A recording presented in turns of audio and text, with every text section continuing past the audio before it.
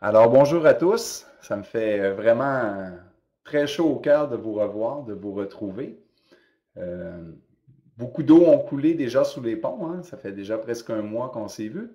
Alors, si vous me permettez, je vais un peu, dans un premier temps, vous présenter le plan de match et pourquoi j'ai décidé de finalement faire une conférence méditative. Alors, pourquoi je n'ai pas simplement pris la même conférence et continué sur du contenu théorique? Je me suis posé comme question comment je pouvais faire pour bien vous démontrer euh, c'est quoi finalement la transformation alchimique. Et je me suis rappelé quand on me parlait de la bicyclette. Hein, je pourrais vous parler pendant des mois du feeling qu'on peut avoir, hein, du ressenti qu'on peut avoir quand on fait de la bicyclette. Et quand j'étais petit, je regardais les gens en faire et ils me disaient ah, c'est le fun, tu vas voir, c'est agréable, essaye. Les premières fois, je ressentais que du déplaisir, je peux vous le garantir, hein, parce qu'il devait tenir le volant, il devait me pousser vers derrière, par derrière. Et ça a pris quand même plusieurs expériences à bicyclette pour que finalement j'en ressente le plaisir. Créer le contact et parler de transformation alchimique, c'est un peu la même chose. Et c'est pourquoi je me suis dit, plutôt que de vous en parler pendant plusieurs conférences, je me suis dit, pourquoi pas leur faire vivre l'expérience. De là, l'idée de la conférence méditative. Alors, si on regarde le plan de match, dans un premier temps, ce que je vous propose, c'est qu'on pourrait faire simplement un petit retour, voir quelques notions qu'on a élaborées la dernière fois, se les remettre en mémoire et par la suite, on fera une pratique, donc la méditation, et après la pratique, je pourrais vous donner quelques petites explications sur qu'est-ce qu'on aura vécu ensemble comme expérience. Et enfin, par la suite, on aura une période de questions où je me ferai un plaisir de répondre dans la mesure où je suis capable, là, que je pourrai répondre à vos questions. Si vous vous rappelez bien, on avait dit lors de la première conférence que l'être humain était un peu comme des poupées russes, c'est-à-dire que on a plusieurs dimensions qu'on doit harmoniser. On avait parlé à ce moment-là des trois dimensions de l'être humain qui étaient la dimension émotionnelle, rationnelle et énergétique. Et que, à l'image des poupées russes, hein, ils doivent s'emboîter les unes aux autres. Regardons-les une après l'autre, de façon très rapide. Alors, je marche dans le bois, je tombe face à face avec un loup. Automatiquement, si j'ai des conditionnements, hein, si j'ai déjà eu qu'elles soient réelles ou par des films ou par des histoires d'enfants, si j'ai dans mon amygdale des équations du type loup égale danger, alors automatiquement, je vais ressentir la peur. Et vous vous rappelez à ce moment-là, hein, quand on avait parlé de la dimension émotionnelle, on s'était dit que le stimuli déclencheur était, dans la plupart des cas, totalement neutre. C'était nos équations mentales qui faisaient en sorte que on allait ressentir l'émotion. Si, par exemple,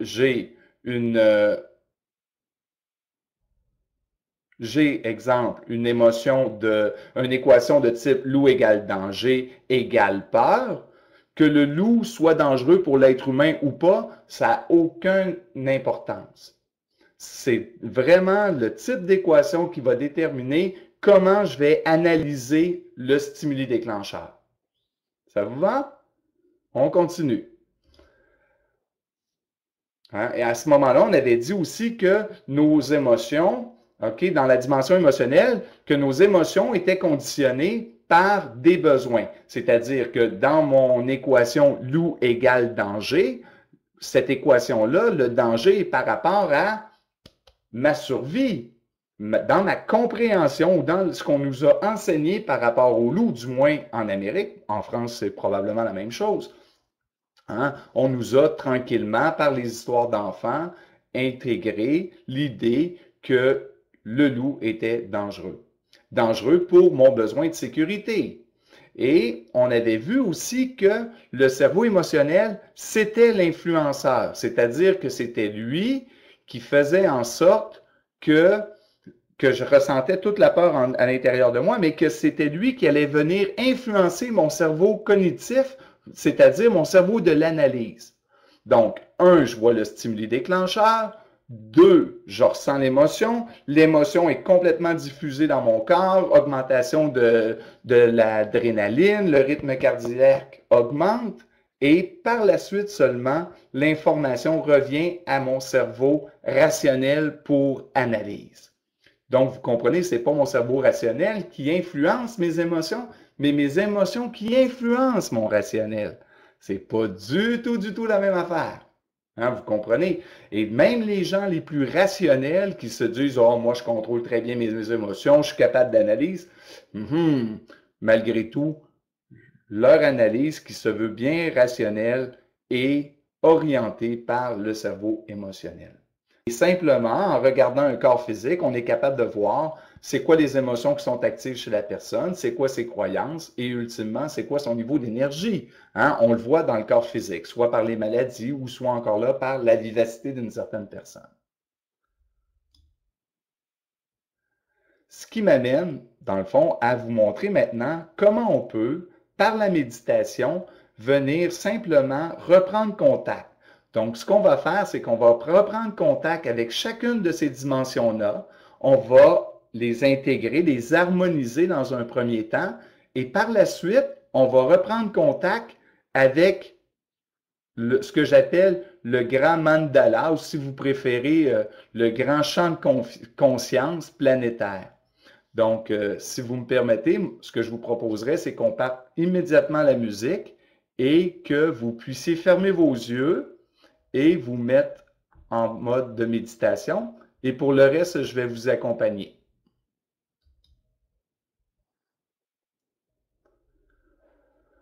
Alors, installez-vous confortablement.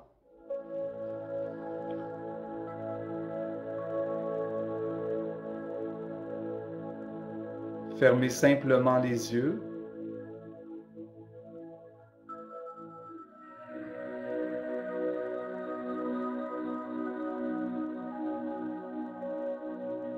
Et amenez toute votre attention sur la respiration.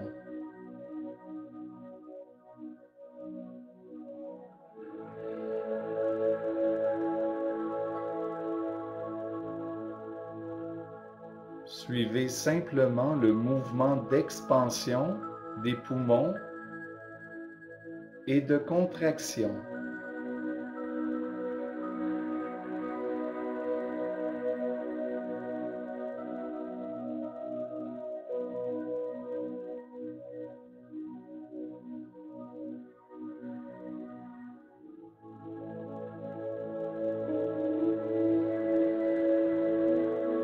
Laissez de lui-même le corps se déposer.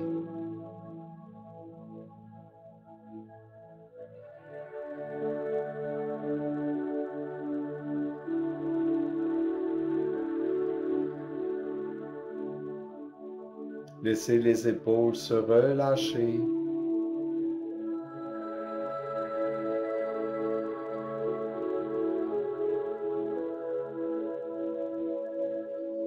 Profitez de chaque expiration pour relâcher une partie de votre corps qui peut paraître plus tendue.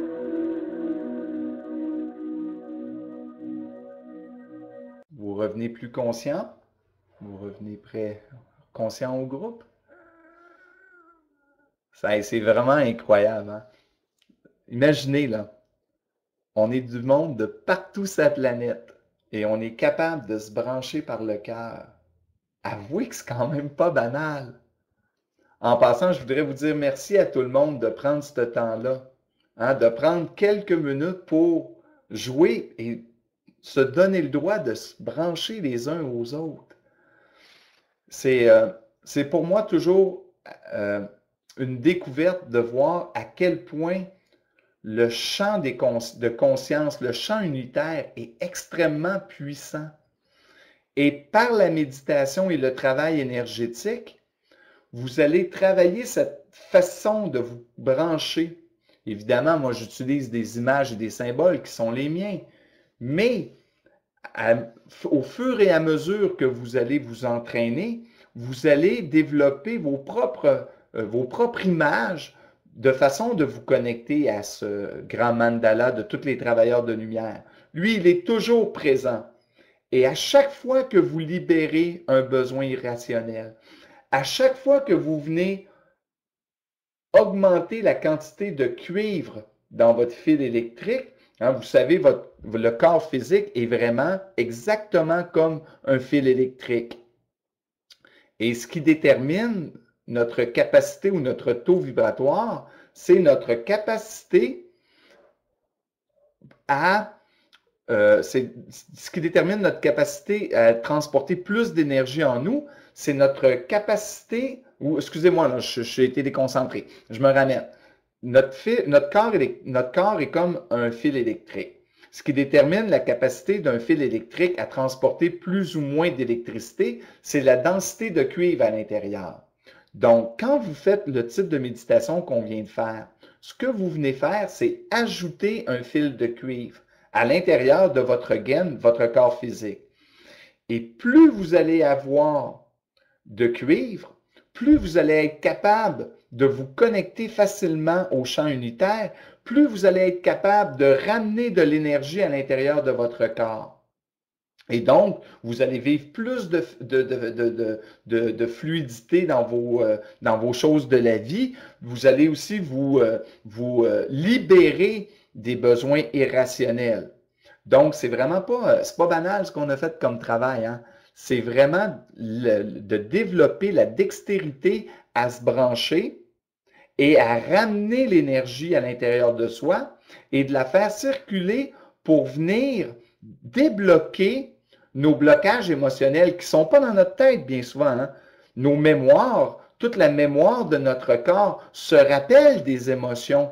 Et il faut vraiment, par un travail, venir faire circuler l'énergie pour venir défaire ces vieilles mémoires-là et rappeler à notre corps, lui ramener le souvenir, hein, qui sait c'est quoi l'énergie qui circule en lui. Il sait c'est quoi les cellules qui vibrent bien. Hein? Et nous, simplement par la pratique, on est capable tranquillement de le rééduquer. Vous savez, on a perdu une grosse richesse qui est notre capacité de ressentir les choses. Vous savez, ce n'est pas de ressentir via les émotions. Un vrai ressenti, il n'y a pas d'émotion. Il n'y a pas de peur, il n'y a pas de colère, il n'y a pas de joie excessive.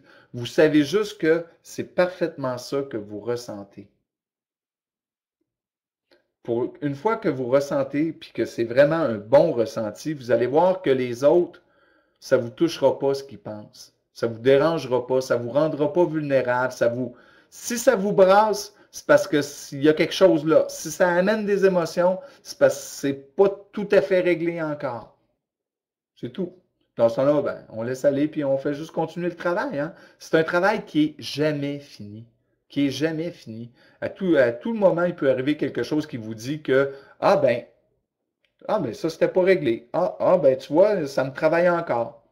Ouais, c'est pas plus grave que ça, hein. On recommence, on retourne en méditation, puis on va refaire le travail. Tout simplement. Alors, merci infiniment, Gary Lalancette, pour ce beau moment passé en compagnie. On était près de 120 personnes là, qui ont médité à travers la planète aujourd'hui. C'est merveilleux. Alors, il y a eu plusieurs questions dans le chat des gens qui voulaient savoir si c'était possible de réécouter cette rencontre. Définitivement, si vous êtes abonné privilège, vous aurez le loisir de réécouter.